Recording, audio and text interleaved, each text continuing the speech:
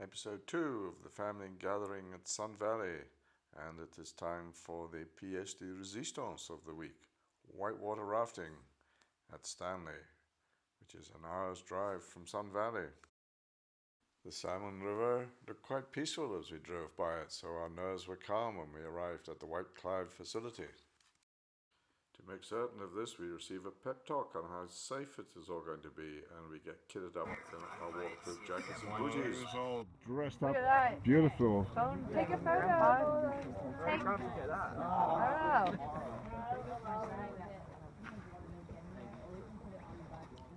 We then board a bus for a 30-minute bus ride downstream with our rafts towed behind, and a final chance for a pit stop before we gather on the bank of the river for a final pep talk on what to do if we fell into the river. Very awkwardly shaped. If they were to find a rock or something on the bottom of the river, that's a very, very bad situation. So we're going to avoid that completely by floating on our back, nose up, toes up, out of the water, and we'll be just fine. With those words ringing in our ears, the first boat starts to load, the second boat, and then it's time to go. As we set off, Nicholas and Jeffrey were in pole position on our raft, and we could see the other rafts ahead of us. There were 4, as there was another family that joined us. Going through the Class 3 rapids, a photographer from the bank took photographs of all of us, and in the back of the raft was the guide giving us instructions on when to, at the commands, paddle forward or back. We paddled like fury to keep the raft going down the river front ways rather than sideways. As you can see, we all got quite wet in the operation.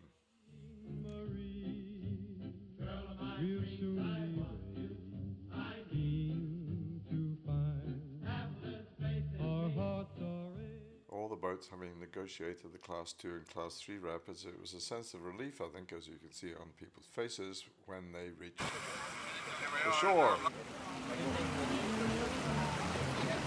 Oh, look, Charlie, Alfie, look what you're going to be doing. We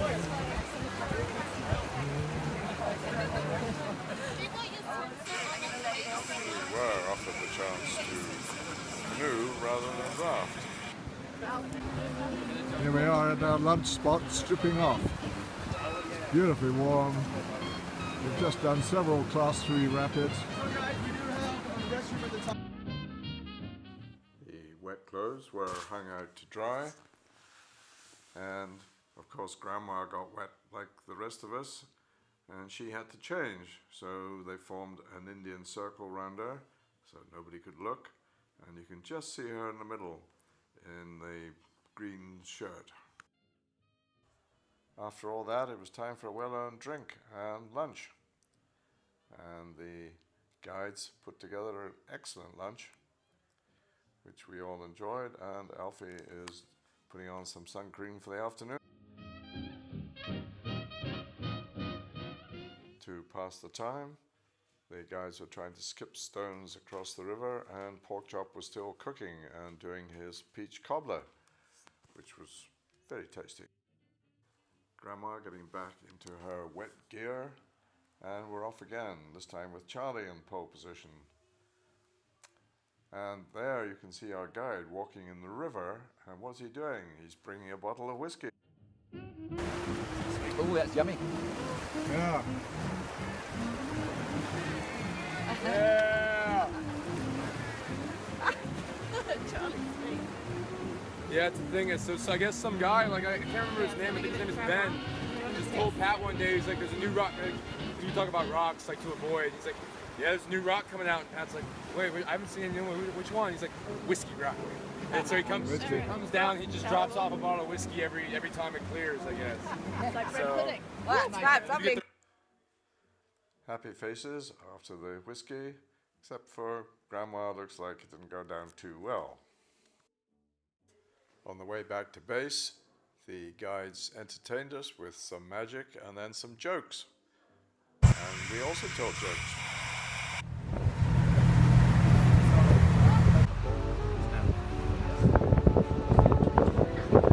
That's where the big rock was, wasn't it? One we hit. The one we went flying in the air. Yeah. We did negotiate that rather nasty looking corner without mishap. On our way home, we made a couple of stops, and the second one was at Redfish Lake, which was a beautiful, tranquil area, and Nicholas went swimming in the rather cold water, as did others.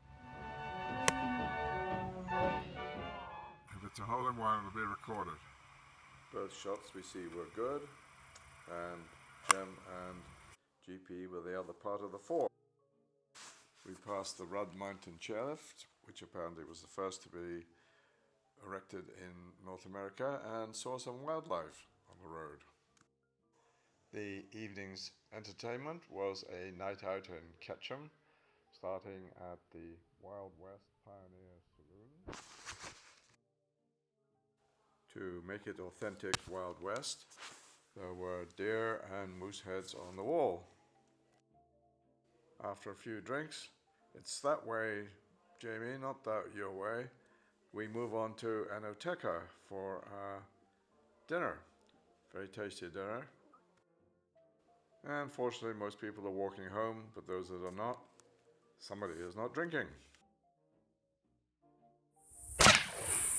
Next day, another challenging day at the clay pigeon shooting with a very nice instructor, and we all had fun.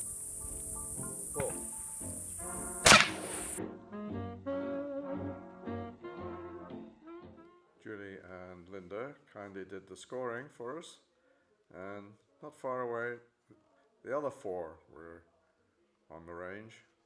Alfie, ready to go. And Jem with an excellent shot here. You can see the clay smashed into 1,000 pieces. Right. James and Nicholas were the other two in that group. And Nicholas was the eventual winner with 18 out of 25. History doesn't record the result of this shot, but the comment at the end finds that it was good. Right. There follows a sight not often seen or recorded, Rosemary on a bicycle. And looks like she's been riding it for years. On our way to the swimming pool, we passed this sign at Sun Valley Lodge.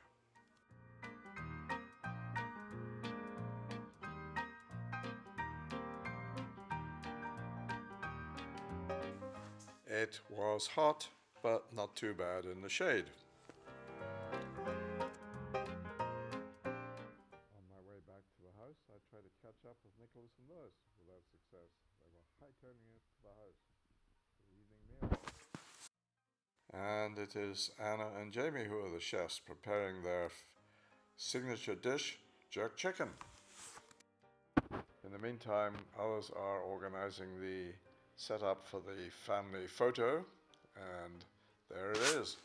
Some with hats and some without.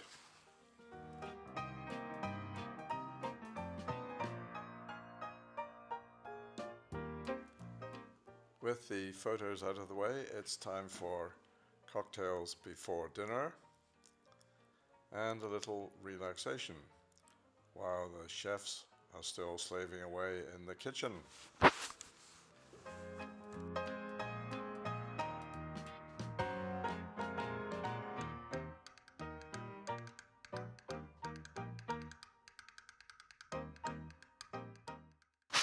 It's our last evening and therefore our last dinner, and we all very much enjoy the jerk chicken. And afterwards it's time for Anna and Jamie's quiz. Checking the results, and who are the winners but Manon, Nicholas and Grandpa, and without Manon and Nicholas they wouldn't have won.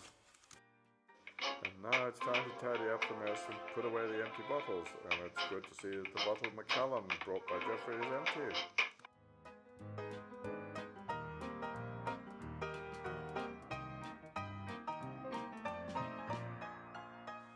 Breakfast next morning, and then it's time for people to start leaving. The Clarks and the Thompsons leave by car.